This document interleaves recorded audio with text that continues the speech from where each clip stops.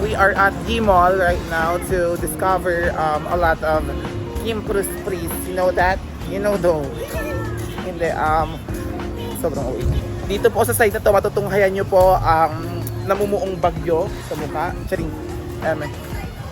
Ay, eto na ang veg. Oh my God, ang ganda. Dapat may tripod kita din para ang channeling vlog.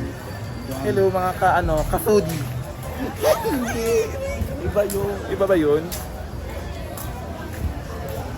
So ayan, may nakikita kami ditong matawa kitsura ko, sakto ba? Sakto, ang mata lang. May nakikita kami mga afam dito at gusto namin silang interviewin. So ang itatanong natin kung kamusta ang kanilang experience here in Boracay. Tell them. Ako bala. Sige.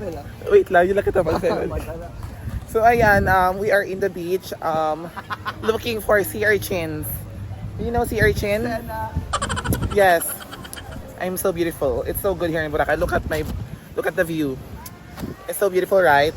Oh, may nakikita kayong apam sa likod ko. Tingnan nyo. Ang sikirap.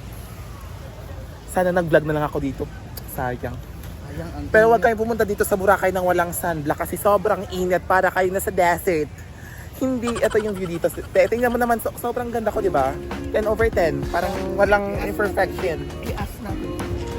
So ayan, dito na kami ngayon sa Chanilin. Aming tinawag ni Bakla yung mga afam para kasi naiiyak ako, di ba?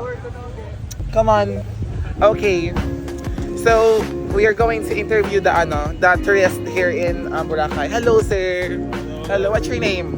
My name is Hokum. What? Again? Hokum. Hokum. Spell it. H-A-K-O-N. Oh my God, we're same. Sorry, anyways, I will just going to ask you some question. Yeah. Okay, how was your stay in Boracay? Very nice. Oh. We came today, so it's perfect. Nagkakapatay? What? What, pardon?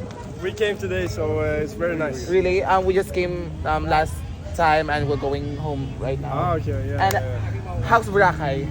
It's beautiful. Yeah, I know. I'm beautiful too. Yeah. Charis, I'm just kidding. Oh, how about you, sir? What's your name? Christopher. Christopher. Yeah. Oh my God, my brother and you is same. So how about you? What are your experience here in Boracay? It's nice. Really, just nice. Yeah. Why did you visit Boracay? What's the reason?